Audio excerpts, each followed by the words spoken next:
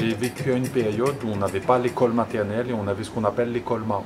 Et cette école marron-là, moi j'ai souvenir d'un monsieur qui plantait, qui était dans les champs de géranium. Et quand il sortait de ces champs de géranium, il avait cette capuche sur sa tête. Et c'est vrai que quand on était marmaille, c'était intriguant de le voir. Et en même temps, on avait une espèce de curiosité de ce personnage sous cette capuche. Et c'est une image qui m'est toujours restée en tête. Et l'installation sur ces capes de Goni, c'est complètement un hommage à ce souvenir-là. Mais j'utilise le Goni, je dirais par rapport aux techniques de la peinture d'aujourd'hui, c'est quelque chose de complètement traditionnel. Parce que là, par exemple, toutes ces choses-là, c'est de la corde pressée. Après, derrière, les choses sont cousues dessus, c'est-à-dire que c'est une espèce de temps de réflexion que je me donne pour faire les choses. J'ai travaillé pendant 5-6 ans sur du rouge et du noir uniquement, par rapport au volcan, la proximité du volcan.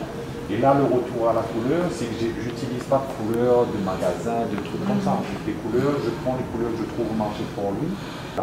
Mais comment vous trouvez des couleurs sur le marché de Port-Louis sous forme de poudre? Oui, et ça vient des plantes, de roches? Ça vient de plantes. La fête du Holi, c'est une fête qui est une fête de changement de saison en Inde, où les gens se purifient de cette manière-là.